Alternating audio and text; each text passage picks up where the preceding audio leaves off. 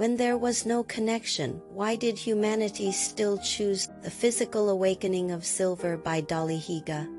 In terms of stability and efficiency in electrical conductivity, silver currently lacks any truly scalable alternative material. In high reliability, high density electronic and energy systems, silver is not merely a better choice, it is a mandatory requirement. Meanwhile, silver has already entered a state of structural deficit. Developable mineral sources are limited, high-grade ore bodies are scarce, and new supply cannot expand in tandem with demand. A vast majority of silver is not mined independently as a primary metal but exists as a byproduct within the production systems of base metals like copper, lead, and zinc. Its production rhythm is dictated by the structure of the primary mines, rather than the demand for silver itself. Yet the consumption of silver continues to expand.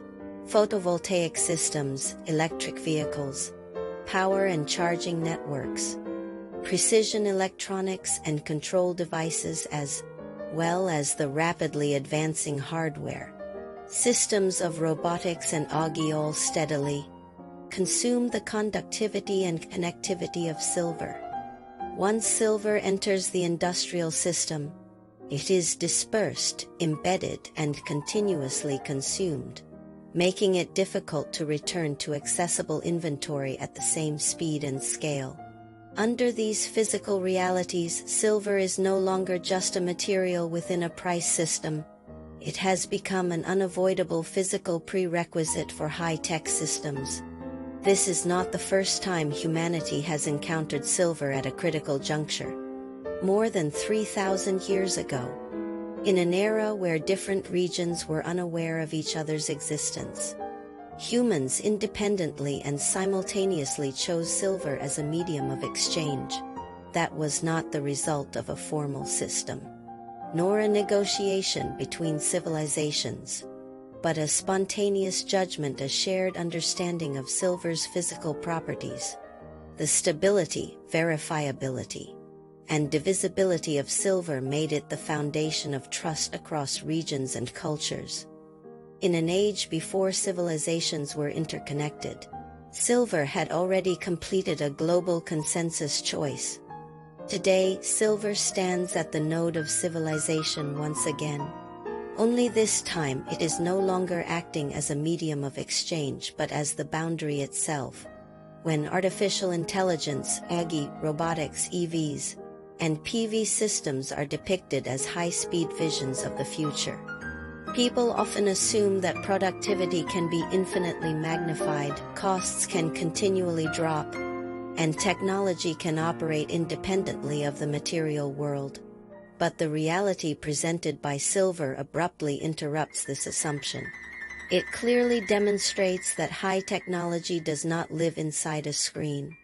It relies on real energy, real materials, and real connections.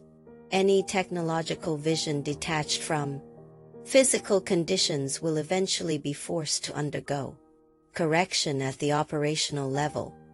This may look like a deceleration, but it is not a failure of technology.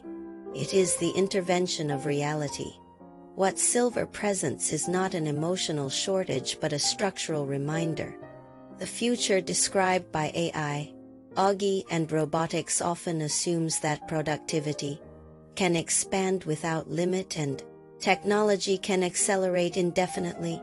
However, the physical conditions of silver indicate that the development speed of high technology is ultimately constrained by the supply capacity of real resources. This means that what truly needs to be prepared is not the technology itself. Algorithms will still progress, systems will still evolve, and machines will still be built. What truly needs preparation is how human society accomplishes its own adjustments under conditions where technology cannot accelerate infinitely.